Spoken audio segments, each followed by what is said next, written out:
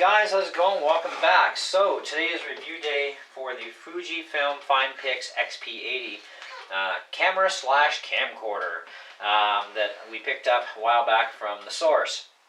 Now, we bought this thing for 200 bucks on sale. Great deal. 16 megapixel. We'll do 1080p 60 frame per second on the top end. Thing is power packed with tons of features that you can program, all kinds of stuff. I'll never get through that on this video. So I'm going to give you a basic walkthrough to start with on the camera. Now this thing is waterproof up to 50 feet. It's shockproof up to 5.8 feet. Okay. Now it does come with a stock 700 milliamp nickel methyl hydrate battery, which, for the record, it does suck.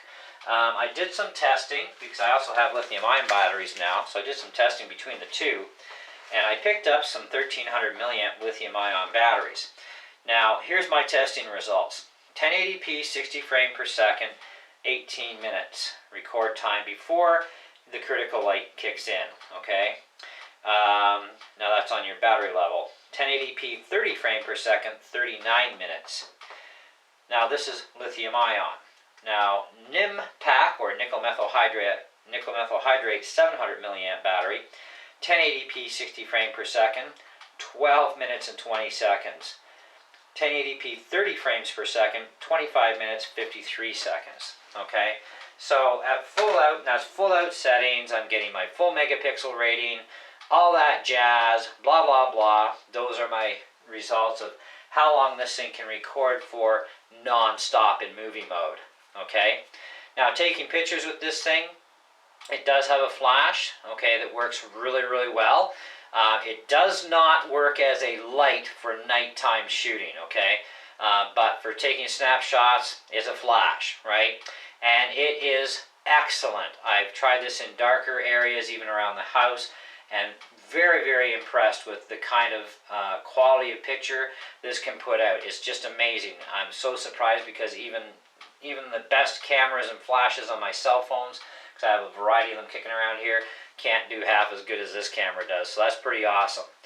But anyway, so with the camera, they come in different colors. Okay, now let me just zoom out a little bit here. So up top here, this is your shutter button for snapshots only, power on and off button, record button. Okay. Zoom in, zoom out buttons, playback button to play back your photos or videos, macro, flash, timer, okay, as well as deleting files manually off the camera, display, and this thing does have Wi-Fi as well. Now with the Wi-Fi feature, they say you can use it for transferring files to your device, which I don't bother transferring anything to my phone anyway. But it's supposed to be able to work for that, as well as, and it does, apparently. I've not tried it. It's just too much of a pain in the neck to set that up, and I don't even need that feature. But if you do, they say it works, go for it. It also allows you to remotely control the camera from your cell phone. Okay, so I can take any one of my cell phones and download the app from the App Store, whether it be an Android device, or apparently an Apple device too, and I can control the phone for video and for snapshot mode at a distance. Now, the video distance I found with this before the connection broke was about 10 feet. That really sucked. I'm like, right. Turns out there was a firmware update for that because there was an issue. There you go. So it's already got a fix. I haven't retested it since. I will be eventually.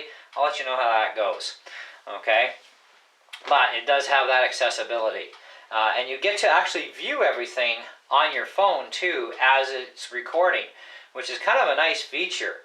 You know, that's something I was like, hey, this is awesome. Maybe I can do FPV video. But after 10 feet, I lost connection, so yuck.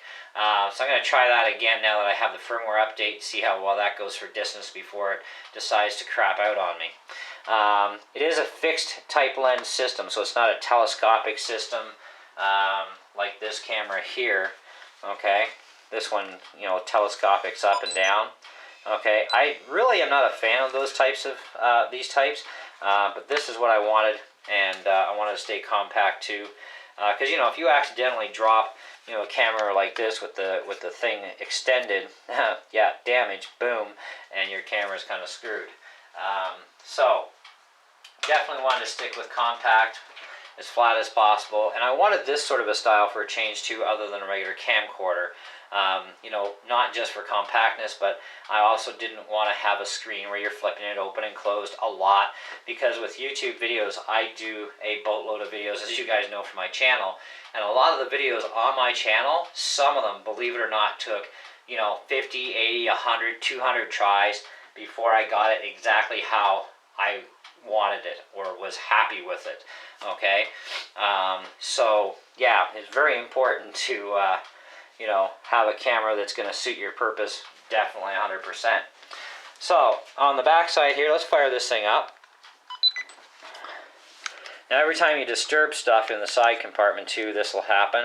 Just push the display back button. Now if you push it again, it gives you some information here that you can scroll through. Okay, information off, so you won't get any of that stuff. Best framing, etc. Okay.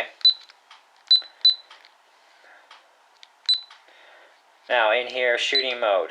This is my optimal shooting mode that I found for doing everything in 1080p 60 frames per second, because it doesn't mess with my settings. Okay, and this is called PAE, automatic mode with programmed setting. So whatever I set it for, this thing's going to take control and do it with my setup. But there's tons of settings here for all kinds of stuff. Now for me with the RC stuff, action camera, now that's going to be wide angle. No zoom in or zoom out even before you hit record, and it does turn off the display, which it's not supposed to when you've told the camera do not turn it off, but this thing overrides that command for some reason. That really disappointed me a lot in this camera, because I like the action mode because it's the only mode in this camera that offers wide angle lens, and it's a nice wide angle too. But now I'm back to shooting blind again. I'm no better than having a Mobius or a GoPro, so not too happy about that one. But the P setting does do well. Just means we got to do panning and then learn to pan slower. But you've got all this stuff. I mean, there's tons. Now, sport mode, suitable for shooting a moving subject. Well, maybe if they're going very slow, okay? But if there's any speed involved, like my RC stuff, flying or driving, forget it. It can't keep up, okay, properly. So, but that P mode that I have it programmed for will keep up with it, no problem, okay? And of course, lots of other modes: snow, beach, underwater macro, okay, etc. Lots and lots of features here, guys. Lots of features. Okay, ISO range, that is automatically set from the P mode. Image size for images, 16 by 9. Quality of image, fine or normal, is what you can choose. Finepix color palette. Now this is standard coloration. You also have chrome, which is more vivid, black and white, or you have this one that it's pronounced Sepa, I guess, or Sefa, I have no idea. I haven't messed with it, but yeah, I don't really need it. Black and white, I might try some black and white vids for you guys eventually. The vivid mode, I can mess with that in my own program. I just rather leave it on standard and then, you know, manipulate through my editing software. But that's just me. You may like the way it sets up. You know, me personally, I'd rather do it myself. But definitely tons and tons of stuff in here to go through. So,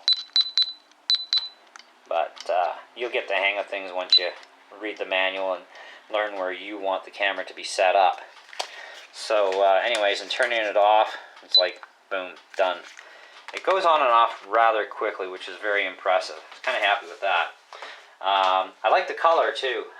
It's basically it's a black with a green color. It's very similar to a Synergy green, but it matches my Axial SCX10 deadbolt, so I thought, oh, that's kind of sick. I love that green. But they do have other colors too. They got like a blue, and a yellow and a few others.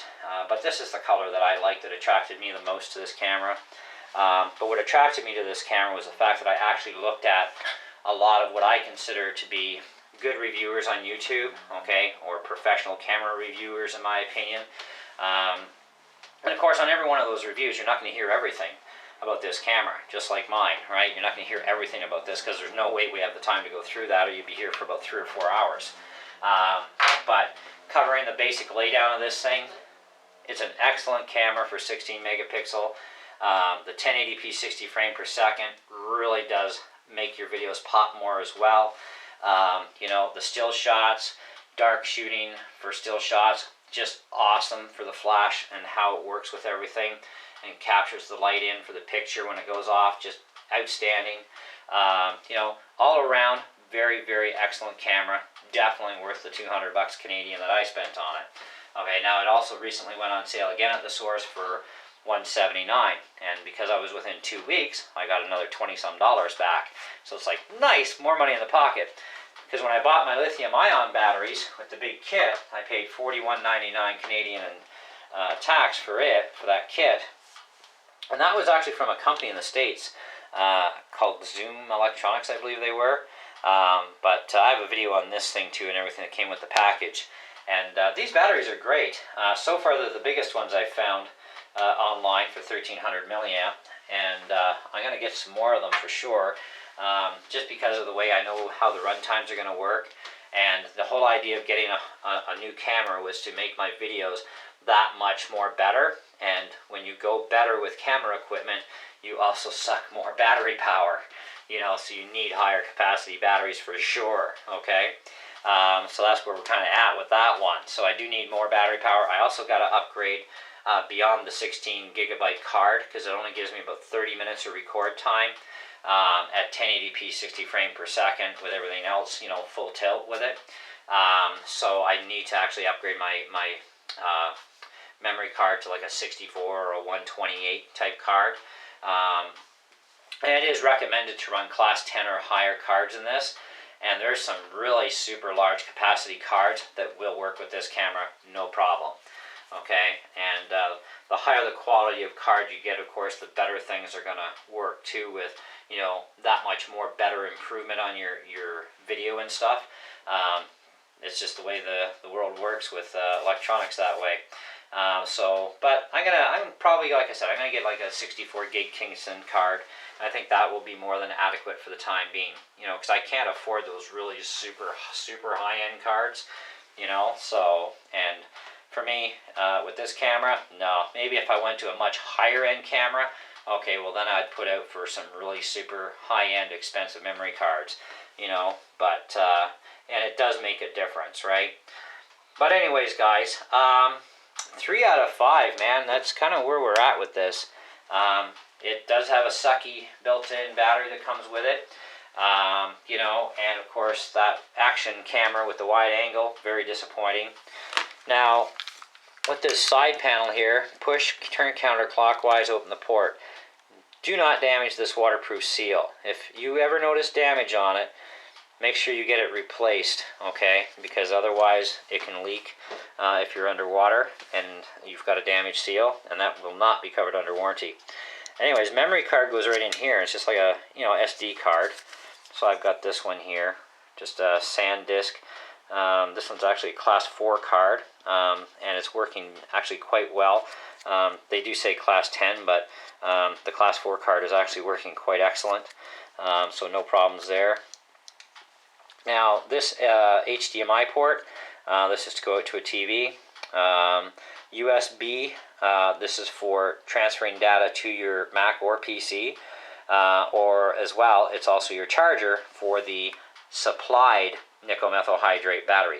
Do not, under any circumstances, attempt to charge a lithium-ion battery in this camera, okay? Fuji does not cover it in the manual, saying whether or not it's going to work. Okay, so that's something to be very concerned about. And nor do they cover it on their website if that will work for charging a lithium-ion battery within the camera. The NIM pack, they totally support it, right? Because it comes with it. And they do allow for and support the fact that you can use lithium-ion batteries, okay?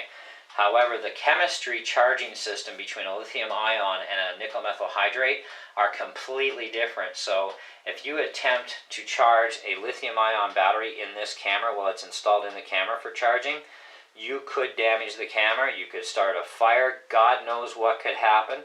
Okay, so unless Fuji is gonna say yes, you can do it, then I would not even think about attempting it. It is not worth the problem or hassle to attempt to do that.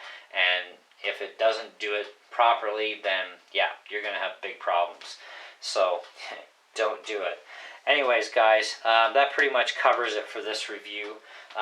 You know, if you have questions and stuff, I mean, feel free to ask, but I will be putting up more videos on this about, you know, walkthroughs of the camera and so on.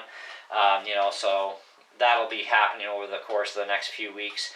I'll pop up a couple videos on that, and you know, I'll even do some sample shooting for you within a couple of videos, you know, for some still shots and some just video coverage, you know, like kind of split the video up, you know, go from yakking to this to that, and you can see how this thing's working out in real time, in real life, you know.